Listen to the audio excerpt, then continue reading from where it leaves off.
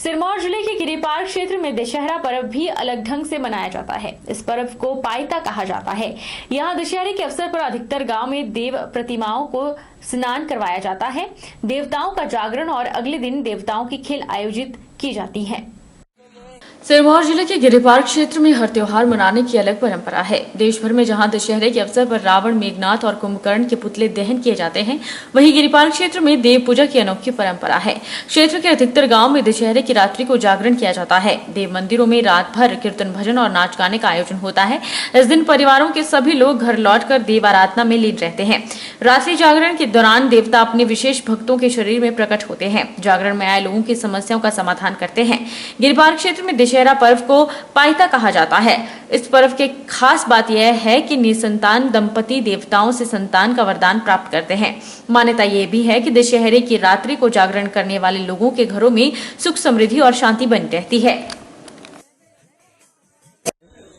तो हम 3 गांव के जो कटकुरु है, चंबियारा है, घासाने, नेहरा है, हमारा जो ये दशहरा मनाया जाता है श्रीगुल देवता के नाम से। श्रीगुल देवते की पूजा होती है। इसमें काली माता की पूजा होती है, जायगा माता की पूजा होती है, चोरू देवते की पूजा होती है, कुल देवता की भी पूजा होती है, हनुमान देवता भी इस मंदिर में इसका मंदिर बनाया गया है। और इस गांव में हम सभी आस पड़ोस के गांव भी यहाँ माथे टेकने आते हैं। दूर दराज से यहाँ श्रद्धालु आते हैं और बाहर से जो जितने भी हमारे बच्चे घर आने की कोशिश करते हैं, कोई नहीं भी आ पाता है। पहाड़ी भाषा में वो तो हमारे पायतू कहते हैं कि पायता मना जाता है इसी मंदिर में। और शहरी इसमें हमारे भी दशहरा बोलते हैं कई लोग। जितने हमारे नौकरी में हैं, दिहाड़ी मजदूरी करने बाहर जाते हैं, स्कूल के बच्चे होता है, शिमला में पढ़े, कोई देहरादून में पढ़े, पौंठे में पढ़े, नाहन पढ़े, सिलाई पढ़े, सब हमारे घर में आ जाते हैं इस दशहरे के लिए। हमारे ये त्योहार सबसे ज्यादा मनाते हैं इस गाँव में। और जिनकी मन की इच्छा पूरी नहीं होती वो भी यहाँ इस मंदिर में पूरी हो जाती है। जैसे किसी के पास आगे कईयों के पास जैसे संकट आते हैं यहाँ कि बच्चे भी नहीं होते, इस मंदिर में आके माथा टेक के वो अपने भाग विचार काट के जो होता, हमारे पहाड़ी भाषा में कहते हैं कि हमारी गवा अगुसोनिया से वो हिस्सा भी पूरी अशबीज दे देता है ये भगवान। पुलिस थाना ज्वाली के अधीन भनई में गाड़ी से टकरा जाने से महिला की मौत हो गई। मृतका की पहचान सेना देवी निवासी नगर पंचायत ज्वाली वार्ड नंबर 3 भनई के रूप में हुई है। सेना देवी अपने घर से बाहर सड़क में निकली थी कि अचानक इनोवा गाड़ी के साथ वो टकरा गई। महिला को उपचार के लिए सिविल अस्पताल ज्वाली लाया गया, लेकिन उसकी मौत हो चुकी थी। ज्वाली पुलिस को इसकी सूचना दी गई, जिस पर ज्वाली पुलिस त्वरित सिविल अस्पताल ज्वाली पहुंची और लाश को कब्जे में लेकर आगामी कार्रवाई शुरू कर दी है।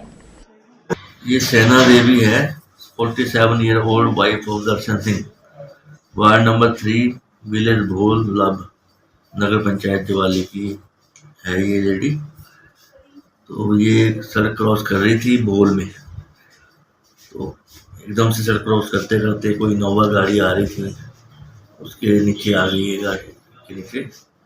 और हॉस्पिटल में जब लाए तो हमने देखा तो she was brought dead.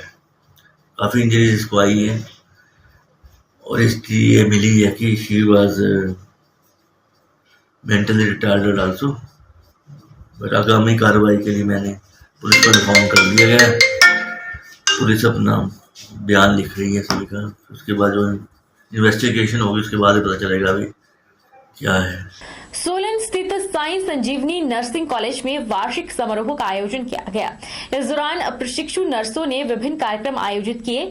Modelling, ramp walk सहित मिस फ्रेशर और मिस फेयरवेल भी चुनी गई। नर्सों का प्रोफेशन चुनने वाली प्रशिक्षु नर्सों ने हिंदी, पहाड़ी, पंजाबी गानों पर जमकर नृत्य कर धमाल मचाया। यहाँ साई संजीवनी में हमारा सबका बहुत ही अच्छा अनुभव रहा है। हमने बहुत सी चीज़ें यहाँ पे सीखी हैं और आगे भी हम कोशिश करेंगे कि हम जितना यहाँ सीखा है उतना ही आगे हम उससे भी ज़्यादा अच्छा करें और हम लोगों की सेवा कर सकें। हमारी साई संजीवनी मेडिकल इंस्टीट्यूट ऑफ सोलन में आज फ्रेशर और फेयरवेल दोनों मनाई गई, जिसमें कि हमें बहुत ही इंजॉय किया। मैं एमडी सर या हम जो भी यहाँ पे कोई भी इस प्रोफेशन में आते हैं तो सब हेल्थ सर्विसेज प्रोवाइड करवाने के लिए इस प्रोफेशन में आते हैं। प्लेटिनम सोशल वेलफेयर फाउंडेशन की टीम द्वारा करसोग बाजार में आवारा कुत्तों के लिए एंटी रैबिज वैक्सीनेशन कैंप लगाया गया।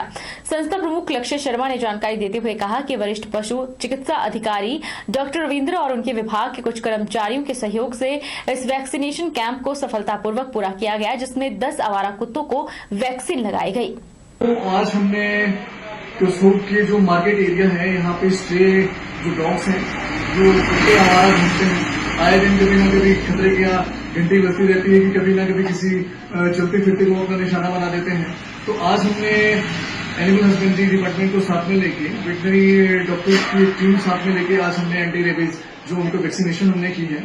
और 1-2 दिन अभी हम इस कार्यक्रम को और भी आगे चला के रखेंगे, जिसमें कि सोमवार और मंगलवार को भी हमारा जो एरिया हमारा बच गया है बरुल और मवेल वाला, इसमें भी अभी हम लोगों को कुत्तों की वैक्सीनेशन करनी बाकी है।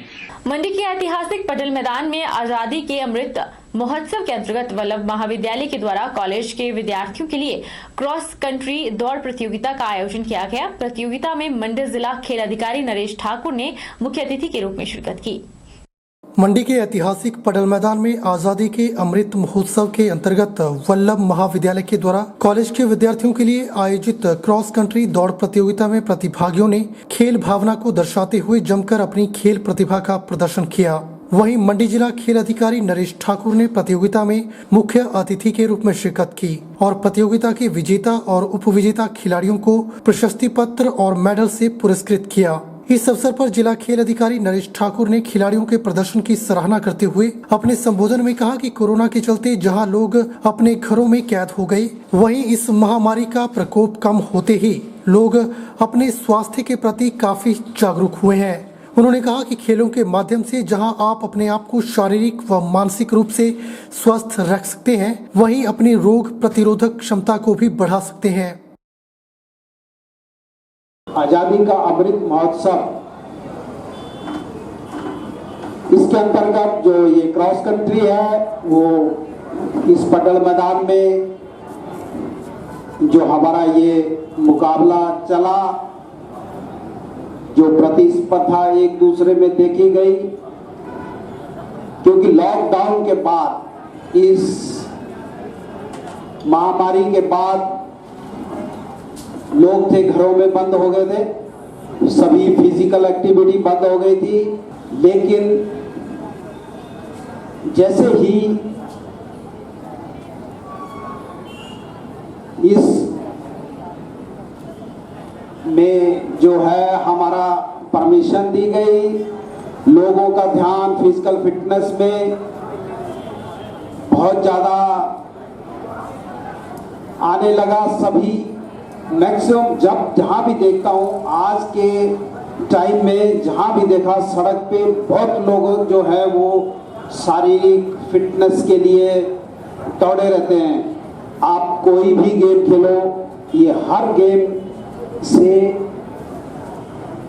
शरीर के लिए जो ये फिटनेस है, ह्यूमैनिटी जो शरीर के अंदर डेवलप होती है। जो स्पोर्ट्स कोटा हमारा 3% जो सरकार ने जो है रखा है, उसके अंतर्गत हमारे जो खिलाड़ी हैं वो इसमें फायदा उठा रहे हैं और नौकरियों में अपना जो किस्मत आजमा रहे हैं और अपना भविष्य एक सिक्योर कर रहे हैं। बहरहाल बुलेटिन में इतना ही। आप देखते रहिए HP 24x7।